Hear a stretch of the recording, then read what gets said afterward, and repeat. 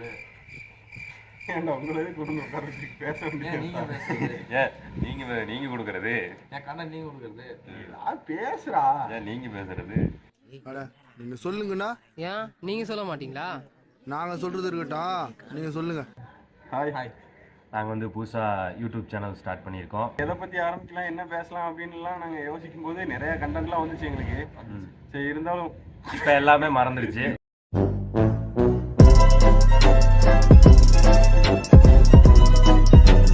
நாங்க வீடியோ எடுக்கலாம்னு சொன்ன உடனே வெயில் வருண பகவானா என்ன பகவான் சூரிய பகவான்.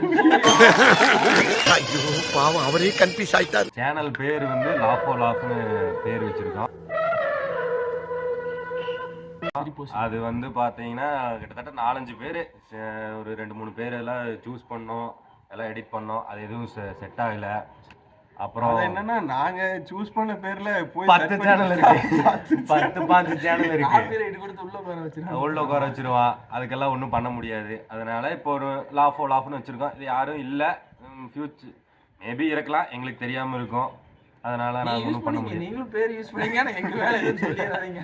நாங்களும் பெருசா வளர்ந்துருன்ற நம்பிக்கையில தான் லாஃபோ லாஃப்னு யார் இருந்தாலும் பரவாயில்ல. இது வந்து இந்த பேர் இருக்கட்டும், நமக்கு யாரு இதுக்கு முன்னாடி இருந்தாலும் பரவாயில்ல, இதே பேர்ல இதுக்கு மேல தேடுற அளவுக்கு எங்களுக்கு அறிவில்லை. அதனால நாங்களா போட்டாச்சு. அதுவுமே இப்ப ஏன் திடீர்னு நம்ம சேனல்ல வீடியோ போடுறோம், அதாவது திடீர்னு ஒரு ஷூட் ஆரம்பிக்கிறேன்னா நம்ம கிட்ட 28 பேர் இருக்காங்க. தெரியாதா? நானே சப்ஸ்கிரைப் பண்ணலீங்க. 28 பேர் இருக்காங்க. ஆனா அவங்க எல்லாம் வந்து என்னடா வீடியோ இல்லன்னு கேக்குறாங்க. யூடியூப் தளத்துல பாக்குறது ரொம்ப அவங்க கேக்குற கேள்வி எல்லாம் செருப்புல ஓடுற மாதிரி இருக்குது. ஆக்சுவலா இப்போ நம்ம ஒருத்தவங்களுக்கு லிங்க் அனுப்பிச்சுட்டு சப்ஸ்கிரைப் பண்ணுங்கன்னு சொல்றதுக்கு முன்னாடி ஏன்டா எத்தனை வீடியோடா போட்டிருக்கீங்கன்னு கேக்குறாங்க. நம்ம என்ன பண்ண முடியும்? நான் வேற யூடியூப் சேனல் ஆரம்பிச்சு சைமா அவார்ட்ஸ் வரைக்கும் போயிட்டு தம்பி கட்டி கொண்டிருக்கிறார்கள். நானே மில்லியன் சப்ஸ்கிரைபர் வந்தா என்ன பண்றதுன்னு தெரியாம இருக்கேன். கீழே கட்டி கொண்டிருக்கிறார்கள். கோல்டன் பட்டன் எங்க மாட்டலாம். இப்போ கண்டென்ட் எந்த மாதிரி வரும்னா, ஒரு ஃபன்னி கண்டென்ட்ஸ் எல்லாமே கவர் பண்ணலான்னு இருக்கோம். ஜாலியாக ஃபன்னி கண்டென்ட். அப்புறம் உங்களுக்கு ஏதோ ஒன்று சஜஷன்ஸ் கொடுத்தீங்கன்னா அந்த கண்டென்ட்டும் போடலான்ட்டு இருக்கோம். நேர்கள் விருப்பம். ஆமா, உங்கள் கோரிக்கையும் நிறைவேற்றப்படும். மூவிஸ் பற்றி ரிவ்யூஸ் வந்து ஓடிடி தளத்தில் வந்ததுக்கப்புறம், அதாவது ஸ்பாய்லர் இல்லாமல் இப்போ ஓடிடி தளத்தில் வந்ததுக்கப்புறமோ ஒரு எல்லாருக்கும் ரீச் ஆனதுக்கப்புறமோ அந்த மாதிரி நாங்கள் போடுறதுக்காக தான் ட்ரை பண்ணலான்னு இருக்கோம். ஏன்னா ஒரு படம் எடுத்து ரிலீஸ் பண்ணுறதும் ஒரு தாய் பிள்ளையை பெற்கிறதும் வந்து ஒரே சமன் சொல்லுவாங்க.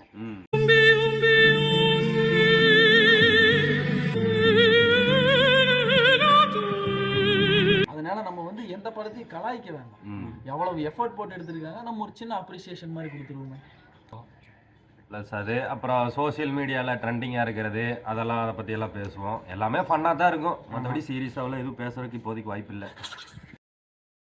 சிரிக்கிற மாதிரியும் வரும், அந்த போர் அடிக்காது இருக்கிற மாதிரியும் உங்களுக்கு நிறைய சிந்திக்கிற மாதிரி எல்லாம் எதுவும் சிந்திக்கிற மாதிரி இருக்காது. இல்ல நைட்டு தூக்கம் வரலனா கூட எங்க வீடியோ பார்க்கலாம். நம்ம லைஃபுக்கு மோட்டிவேஷன்லாம் இல்ல, தூக்கம் வரும்போது பார்க்காதீங்க, தூங்க முடியாது. அவ்வளோதான், ஃபன்னாக ஆரம்பிச்சிருக்கோம், ஃபன்னாகவே கொண்டு போவோம். அவ்வளோதான். நல்லா இருந்தால் அதான் நிறைய ஹோட்டல் எழுதி போட்டிருப்பாங்கல்ல, குறை இருந்தால் எங்களிடம் சொல்லுங்கள், நிறைய இருந்தால் மற்ற நண்பனிடம் சொல்லுங்கள் அப்படின்னு. அதே மாதிரி தான் சொல்லுவாங்க. என்னமோ இலை எடுத்து விட்டு கைகள் என்னமோ.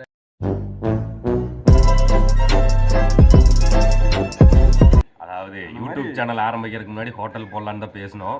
இப்போ அது இப்போ அதை தான் அண்ணன் சொல்கிறா. அப்படி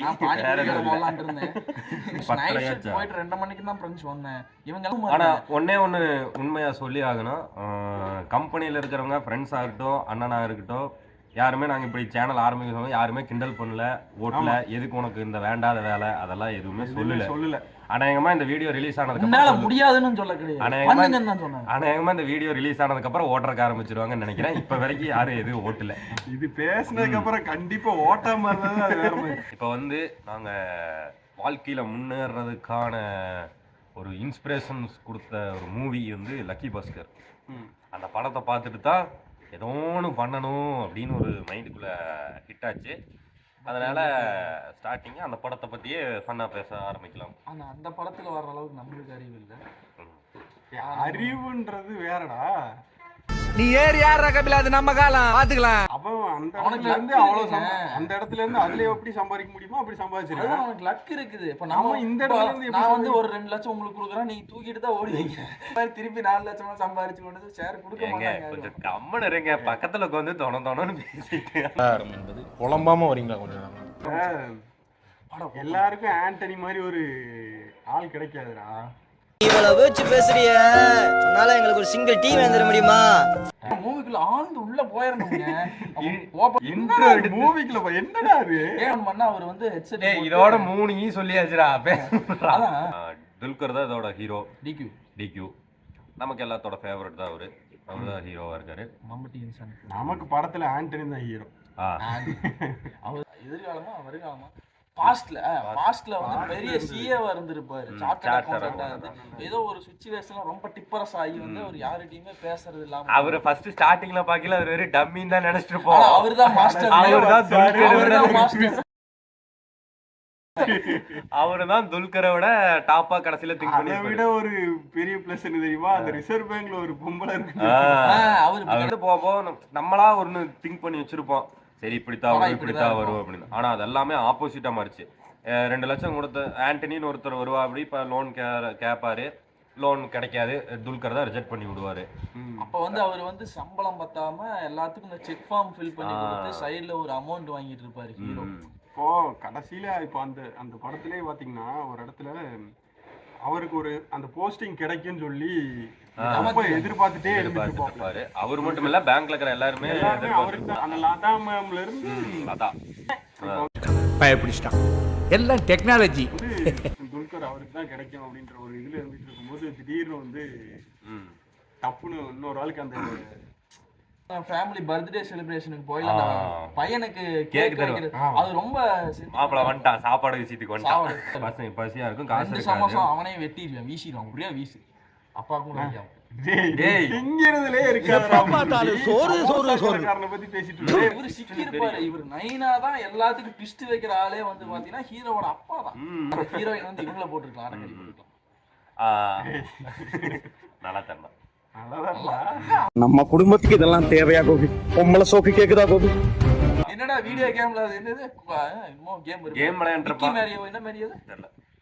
மேரியோன்னு ஒரு கேம் இருக்கு. சரி அந்த கேம் விளையாண்டுருப்பான். அந்த கேம் விளையாண்டுருப்பான். இல்ல கான்ட்ரா கேம் விளையாண்டுருப்பான்னு நினைச்சேன். அப்புறம் டைலாக்ஸ் எல்லாம் சூப்பரா இருந்துச்சு. டைலாக்லாம் இருந்துச்சு. மெயின் மாஸ்டர் மைண்ட் வந்து தமிழ்ல அமித் மிஸ்ரா. அவர்தான் மெயின் ஏய் மாஸ்டர். அரசியல் மேலடா.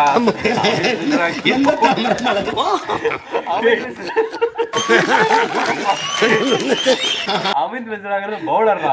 ஐயம் பேசியிருப்பாரு. அந்த டைலாக் வந்து எனக்கு ரொம்ப பிடிக்கும். சூதாட்ட எப்ப எவ்வளவு நேரம் ஆறன்னு கரெக்டா எப்ப நிப்பாட்டுறங்கறத அதான் அதுதான் கரெக்ட். அப்புறம் இன்னொரு சீன் வந்து எனக்கு கொஞ்சம் பாசிட்டிவா இருந்துச்சு. என்ன சீன்னா அந்த படத்துல எனக்கு ரொம்ப பிடிச்ச சீன் பாசிட்டிவா இருந்ததுன்னா, அவன் அந்த அசிங்கப்படுத்திடுவாங்கல்ல இன்டர்வல் பிளாக் முன்னாடி. அசிங்கப்படுத்தினதுக்கு அப்புறம் அவன் அழுதுருவான். அழுதுட்டு அதுக்கப்புறம் அந்த அப்படியே மாறி ஆகாத மாதிரி எல்லாத்துட்டே போய் செக் கொடுங்க அது இதுன்னு சொல்லி பேசிட்டு வந்துட்டு அப்புறம் கடைசியில அவர் வந்து கார்ல வந்து ஏறி போவாப்ல, நான் பேசின எதுவும் எடுத்துக்காதீங்க அப்படின்னு சொல்லி சொல்லுவாப்ல துல்கர். சொல்லி முடிச்சுட்டு அந்த லதா மேம் வந்து கேட்கும், ஏன் நீ அவ்வளோ அசிங்கப்படுத்தினதுக்கு அப்புறம் நீ எப்படி எதையுமே கண்டுக்காத மாதிரி இருக்கு அப்படின்னா, என் வாழ்க்கையில வந்து ஒரு 10 நிமிஷம் எனக்கு பிடிக்காம இருந்ததுக்காக என்னோட வாழ்க்கை ஃபுல்லா அதை நான் நினைச்சிட்டு கஷ்டப்பட்டு இருக்க கூடாதுல்ல அப்படின்னு சொல்லியிருப்பாப்ல. உண்மையிலே வாழ்க்கைக்கு ஒரு கரெக்டா. அப்புறம் நகைக்கடை சீன் தான் சூப்பரா இருக்கு. அதுதான் எலவேஷனே.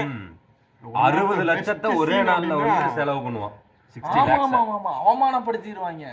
அப்ப இந்த கார்ல வந்து போய் நகை வாங்குறானா? இந்தியாவை பொறுத்த வரைக்கும் பணம் நம்ம கிட்ட இருக்குன்னு தெரியக்கூடாது, நம்ம உடம்புல பணம் தெரியணும். போட்டு நகை போட்டு மினுமினு மினுக்கணும். இந்த ட்ரெய்லர்ல கடைசி கட்ல வரும் அந்த நீங்க சொன்ன டைலாக்.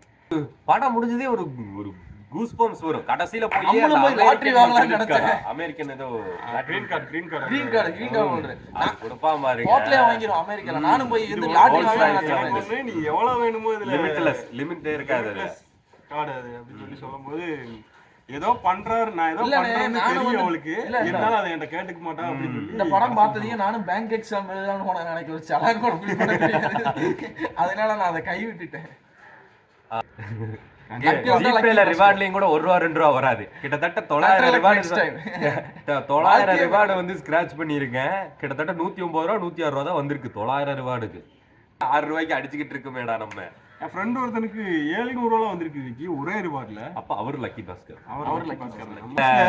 அந்த பர்ஸ்ல இருந்து எடுத்து எல்லாத்தையும் கொடுத்துட்டு போகும்போதெல்லாம் நல்லா நான் ஃபர்ஸ்ட் சரி இந்த படம் முடிச்சிட்டாங்க அப்படின்னு நினைச்சேன். திருந்திட்டாரு நினைச்சேன். இனிமே நினைச்சு பார்த்தா கடைசியில ஒரு ஃப்ரேம் வருது. டன் டன் டன் $2 லட்சம் கொடுத்துட்டு நைட் அவனுக்கு தூக்கமே வராது. கிங் மேக்கர் வந்து அவங்க அப்பா தான். அந்த ஆளை எப்பவுமே நான் விட்டு கொடுக்க மாட்டேன். அவருதான் எங்க டான். ஆண்டனி மாதிரி ஒருத்த மட்டும் எங்க லைஃபுக்கு வந்தா நீங்க எல்லாம் காலிடா. கரெக்ட். நம்ம வாழ்க்கையில ஆண்டனியை யூடியூப்பா பாக்குறோம். அவ்வளவுதான் பாதி சண்டே முடிஞ்சிருச்சு ஃப்ரெண்ட்ஸ்.